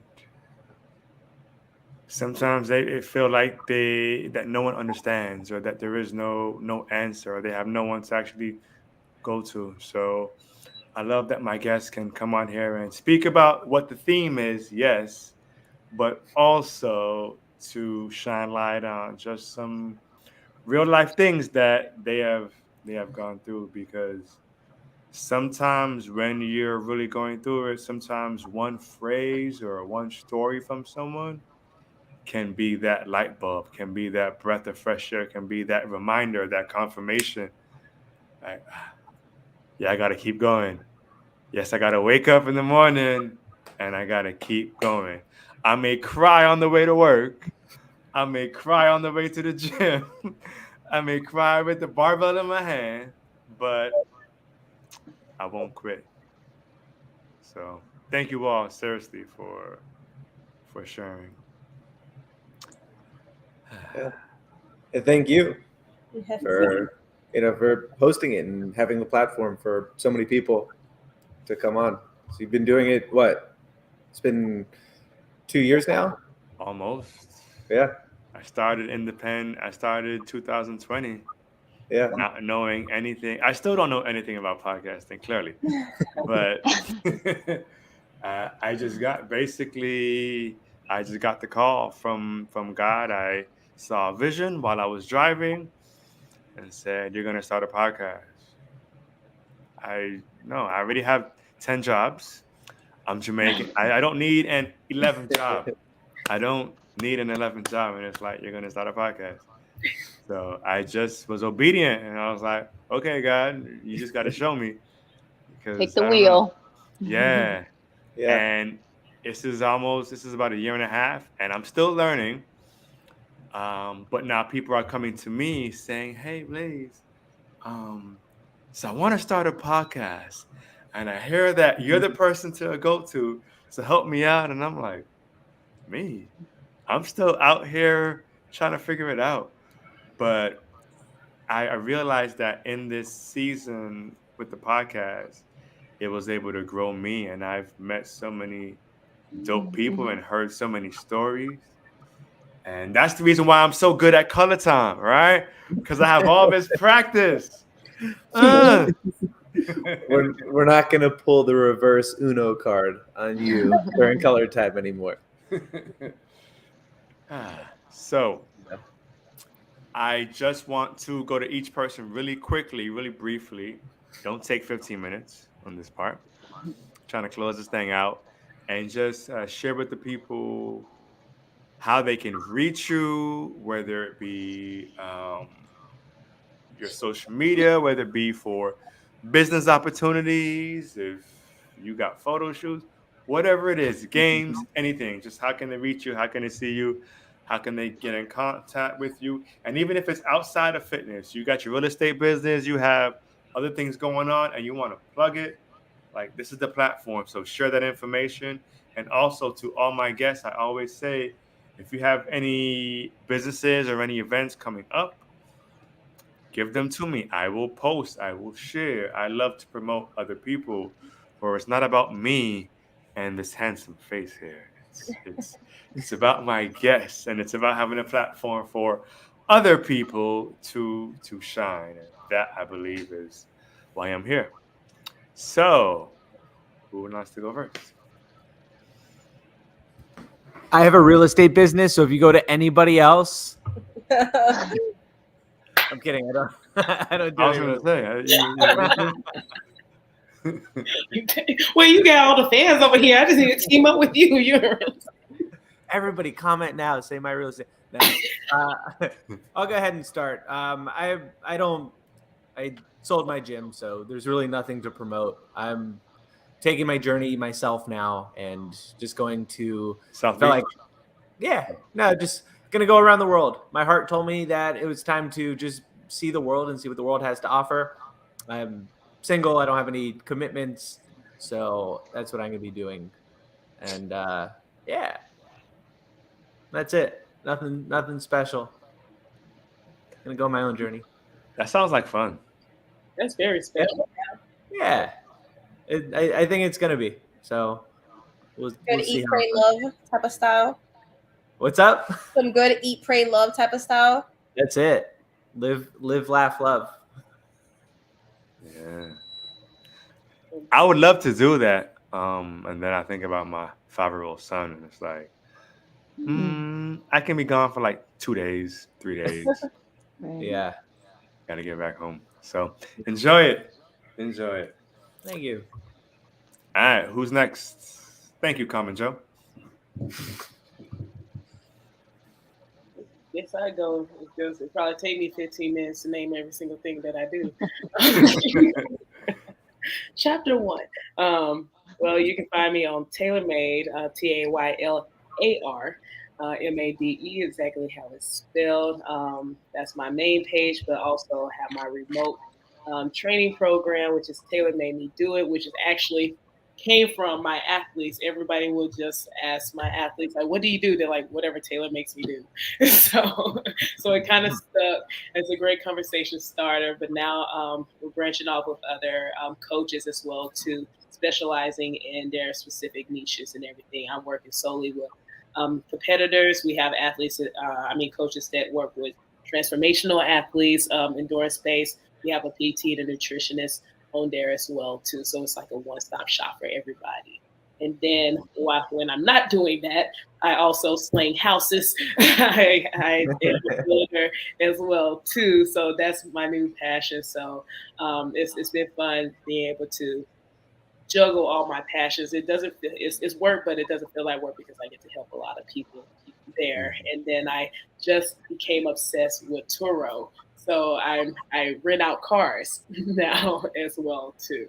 So I'm not Jamaican, but my grandma always calls me a lazy Jamaican. Yeah, and then I'm one of the owners for the Orlando Aces. So Nice. I think Do you have any Lamborghinis? working on that. Working on that. If I I want can to be the first one to rent it. I'm gonna find somebody to partner with me. Yeah. I just want to post it on my Instagram and pretend that I have a Lamborghini. Just yeah. I don't even need to drive it. Just need a picture of it. That's it. That's what they do.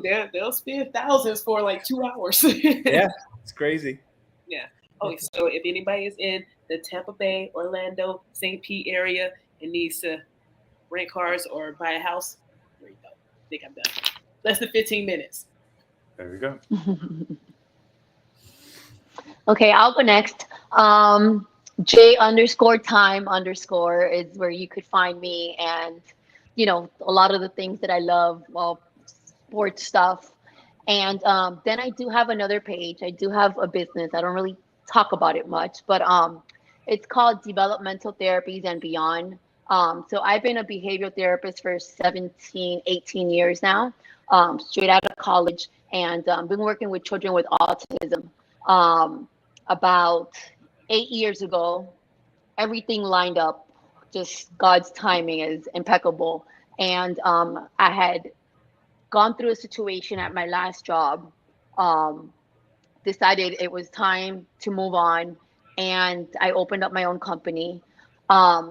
So, like I had mentioned, we work with children with autism, but we also do, we work ABA, which is applied behavior analyst work, one-on-one. We do social skills group, occupational therapy, physical therapy, tutoring, and ever since the pandemic, we added homeschooling all in one facility. It's all based out of one clinic, and we also do shadowing. We go to schools and we help out the children one-on-one. So that page is developmental therapies and beyond. Nice. And I'll go last. You can find me in Vanechiki, which is BANECHIQUI. I honestly, I don't have a business, but Can you say that again? BANECHIQUI. And how's that pronounced? Vanechiki. The thing is, my middle name, I'm Venezuelan. It's Chinquinquira. It's really long. Yeah. So a lot of people always ask me why it's that, and I was like, that's my middle name. I was given that middle name. I didn't have a choice, but now I'm gonna use it in my Instagram in the future. But I don't really promote anything. I'm gonna be a lawyer in 2 years, hopefully pass the bar. So if you need a lawyer in 2 years or you need a summer intern in the South Florida area, I'll be your girl. So I got the skills to be a good lawyer. So if you need me, I'm all here for all of that. What And kind she's of young. I definitely want to do contract law, but beggars can't be choosers in the summer. So whatever you want to give me, I'm down. PIP, contracts, real estate, I can do it all. I can fake it till I make it. That's what lawyers really are. Fake it till you make it. Google some stuff and pass the bar. That's all you need, honestly. and the truth? It is the truth. You haven't seen all those memes that are like, oh, lawyers just Google things. Basically, you got your book right next to you. Pass the bar, and then how you can perform. It's like being an actor. How well can you convince your clients and the jury that you're gonna win? You're gonna be great. There you go. Hire you for whatever. Don't know if I will hire you. Well, I can't top any of that, so I won't even try. This was episode 66. 66. Yes, geez. 66. 66. The replay for all you people over 35 who go to bed at 9:30. Yeah, for y'all who got kids and all that. 8:30. Or 8. Geez, I Okay. didn't even get home at 8. All right. Well, yeah, for all of y'all who are already sleeping, the replay will be available on YouTube right after I stop talking and I get off them. That's how. All right, you can catch the replay on the Blaze the Lion podcast channel on YouTube. Also, the audio version will be available tomorrow on all major streaming platforms from your Google Podcasts, Apple Podcasts, Spotify, Breaker, and so on and so forth.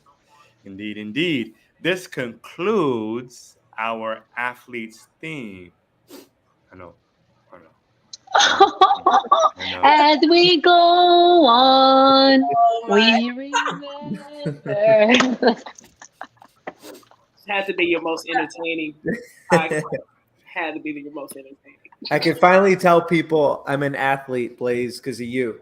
People are like, are you really an athlete? I'm like, well, I was on an athlete podcast, so you tell me. I'm an Facts. athlete. Instagram fakes it. I had someone be like, "You must be a games athlete," and I was like, "That's a lie. That's how you know I only post my lifting. Because if you saw my running, my gymnastics, my body weight, you would not think that. I've never laughed so much in my life when that person DM'd me and was like, "You must be a games athlete," because it was like a heavy jerk or something like that, and I was like, "Wow." I feel like those Instagram girls that like fake it till you make it. 100%. I was like, "Wow, I really faked it here. This guy really believes in me." You can post anything on social media and folks do it all the time and okay. I don't want to go left. That's a whole nother podcast. I was gonna go left with like people who ain't happy in their relationships but okay. Yeah. All right. So let's end on a good note. So thank you all for sharing. Make sure you reach out to all of my panelists here. Ladies, Joey is single and he'll be traveling to a country near you. We have Jay, who works with children, who is also crushing it for the South Beach Palms. We have, I can't even pronounce her middle name. I won't even try.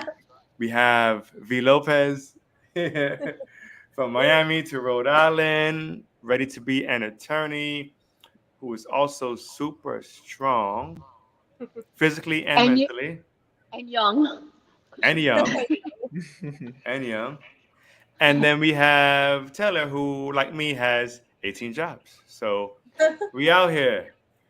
Indeed, indeed. Thank you all again for tuning in. Any last words? Any shout outs to your baby mamas? No? Baby mamas. No? Okay. Yep. Yeah, Shout out to you for having us on. Yeah. Yes, Appreciate thank it you once so again. much. fun. Appreciate. Definitely. And my guests, they usually rate all my panelists, right? So after the podcast, they like send me texts like, make sure you have her back, or don't ever have him back on the pod. I get all those texts. So Well, this is my second time back on, so it Kudos to is. your love. yeah. Obviously, again, the fan club. I see why. Yeah. It is. So this was fun. I'm going to allow all you three older panelists to to get some sleep. As myself, I mean, I'm on the 4th floor, 40 out here, so I get it. I'm 27, but these bones are like 60. So we're all the same. We're all the same here. I don't want to hear that. Let's let her know, Taylor. Let her know. I don't want to This hear brain that. is fried Just like wait, it's right? 62. Let me tell you, law school challenges you. You never feel so old. Like in Rhode Island, you get home by 11:30, and I was like, wow, that's late. Before in Miami, I would get home like at 4, and I was like, oh, wow, the sun is not up. I'm solid. Now I feel old. 4 a.m. Man, those were the days. I look at it then at 9. That's what time I wake up now. Yeah. Right. Right? 4 or 5 o'clock. I looked at it then at 9 p.m. the other night. I figured it was 1 p.m. I mean 1 a.m. I was like, "Ooh, we're doing good. We're part." Oh, it's 9 p.m. I was like, "Ooh, I'm tired." I thought I was partying. Too funny. This was the Blaze the Lion podcast. Like I always say, peace and love. Bye. All right. There's the camera. Not there. There's the camera. Stop it. Getting better, Jay. Getting better, baby. Tabby. There's